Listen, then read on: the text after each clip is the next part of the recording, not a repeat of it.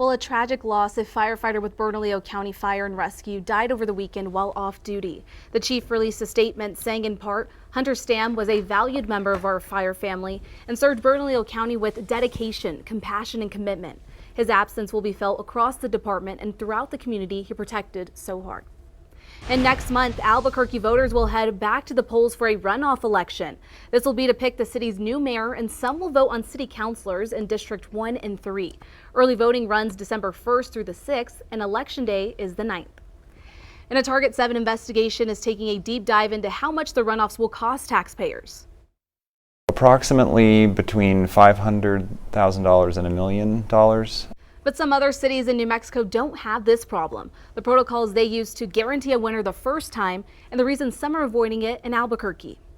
And you can catch this Target 7 investigation later tonight on Action 7 News at 6.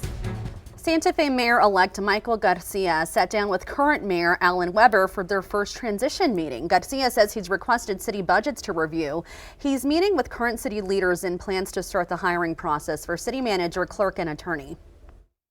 I feel it was really a collaborative meeting. I am hopeful that the Weber administration will not only accommodate the needs that we've put forward, but they will ultimately work collaboratively to ensure that there is a smooth transition.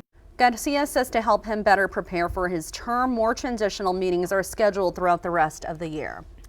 Well, a new boost for a hotline helping those caught in the cycle of domestic violence. For the first time, Strong Hearts Native Helpline is receiving direct federal funding. Yeah, it's a move that advocates are saying is critical for saving lives. Todd Kurtz has the latest in our MMIP series. Strong Hearts Native Helpline is the nation's first culturally centered domestic violence hotline for Native Americans. The program was just awarded a $15 million grant from the Department of Health and Human Services, and we spoke with the CEO, Lori Jump. Strong Hearts was built by and for Native Americans, which is really a critical piece, I think, of the work that we do. Since launching in 2017, Strong Hearts has handled more than 80,000 calls, texts, and chats, a lifeline for so many. Last year alone, more than 13,000 people reached out for help. Our population experiences the highest rates of violence across this country. And yet, when you look at the resources that are dedicated to Indian country, they are far and few between. So the need is incredible. Studies show 4 out of 5 Native women experience violence in their lifetime. Many homicides are directly tied to domestic abuse, a link to the missing and murdered Indigenous people crisis. You look at the statistics for especially Native Americans, I think it's like 3 out of 4 women that are killed are killed at the hands of their abusive partner. And so there certainly is a connection there. Jump stresses the helpline is confidential and anonymous, a place to start toward safety. Their safety is our number one concern. So I would just say reach out and have a conversation. That's really what it is. And perhaps save a life. Todd Kurtz, KOAT, Action 7 News. We've put the number and website for Strong Hearts Helpline on your screen. Now, this information is also available on our website at KOAT.com. And New Mexico is being sued for possibly failing to control pollution from oil and gas operations. The state Supreme Court is now taking up the case, arguing the state hasn't protected air, water, and natural resources in the Permian Basin. The Center for Biological Diversity and others filed the suit, and if the court agrees, the state must take extra steps to prevent pollution, and it is possible the case moves to trial. Happening today, it is the 99th birthday of Route 66. The Mother Road originally ran from Chicago to California and passed right through New Mexico. I think Route 66 is a place for everybody. It's a place of cultural exchange. It's a place where people want to find something new. They want the freedom of starting over, the great Western saga in American culture and American literature. It's Zane Grey. We come out here and we can be a new person, and that's part of the freedom which is often established. For the next year, KOAT is committed to covering all things Route 66. We'll be exploring its unique history, sharing the stories of those who experienced it, and look at what's being done now to preserve its legacy. We hope you'll join us for the ride as we celebrate New Mexico 100 years of Route 66 throughout our newscasts and various special programs. It's a series we're so excited to share with all of you. Well, next on 7, today is Veterans Day. We take a look at what's happening around the state and the ways for vets to find the help they need. And health officials worried about the overseas spread of the flu, what they're recommending to protect you and your family. And we need your help with our 36th annual Coats for Kids drive. Just donate a new coat at any of our partner locations or text COATS to 44321 and make a donation so we can purchase one. For a complete list of drop-off locations, visit our website or app. The drive runs through November 23rd.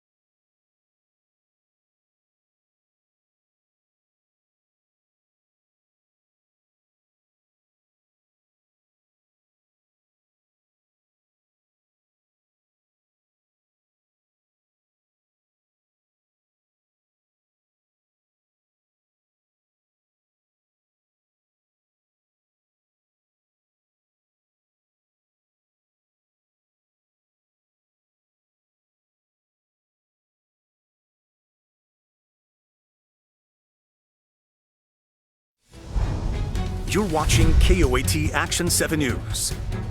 Well, while Veterans Day is filled with parades and tributes to honor our nation's veterans, some of those brave men and women are struggling. You know, some are unable to receive the benefits they earned while serving our country, and the type of discharge they receive plays a big role.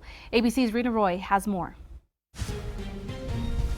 By serving in the armed forces, U.S. veterans earn certain benefits like health care, disability compensation, and retirement pay. There are some vets that have been cut off from these benefits, often because they were given less than honorable discharge. I think a lot of civilians think this person had their day in court, or there's some sort of justice, and that's really not always how it works. In some cases, the alleged misconduct is connected to undiagnosed or untreated mental health or medical conditions connected to their time in active duty, such as PTSD or traumatic brain injury. And there are sexual assault survivors who go AWOL to get away from their attacker. Veteran Advocacy Project provides free legal services to low-income veterans, including assistance with military discharge upgrades. We had an individual who had an other than honorable discharge during the Vietnam era, and he was able to get health care. He was able to, it had taken so long that there was a back award, and he used that for down payment on a little house in Queens. But the nonprofit is in need of more lawyers. Help from VAP is in such high demand, there's a wait list. Meantime, a number of these vets struggle with homelessness and inadequate medical care. Individuals who are discharged under conditions other than honorable have significantly higher rates of suicide than veterans honorably discharged, according to a study published in the Journal of the American Medical Association Network. People think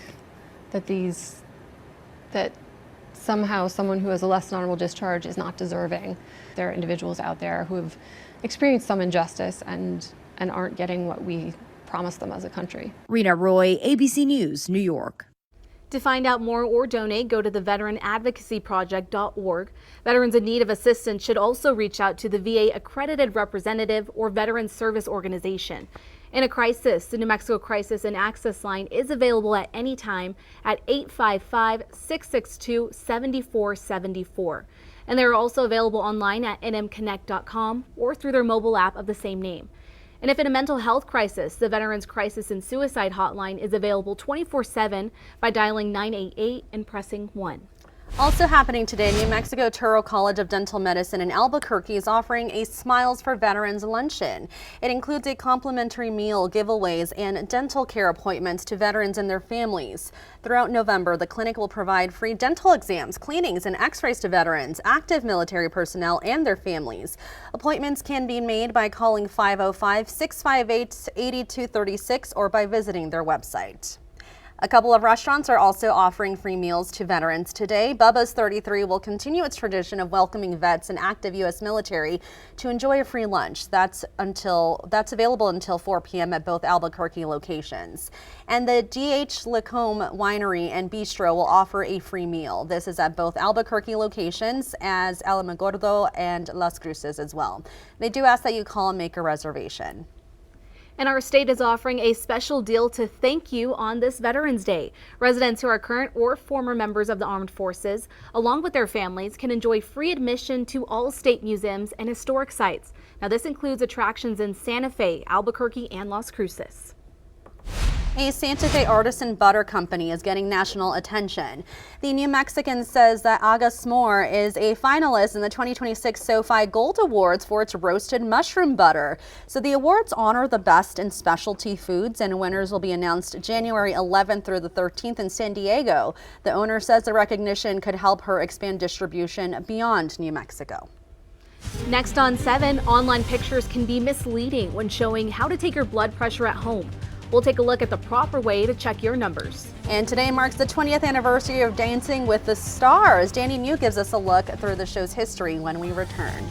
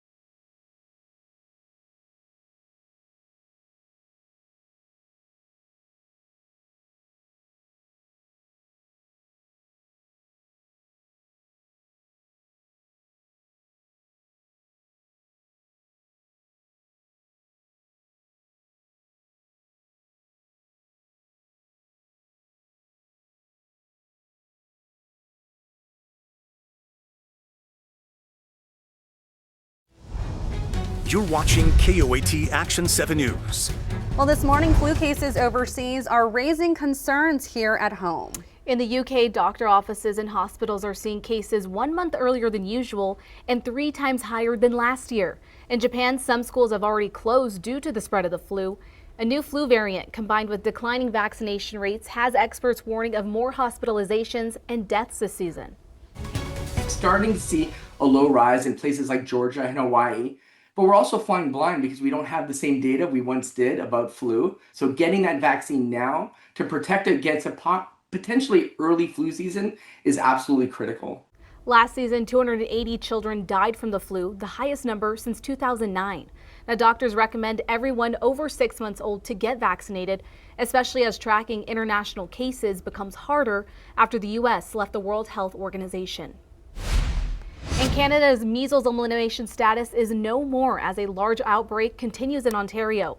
The World Health Organization informed Canada's health agency that the status was stripped after 12 months of uninterrupted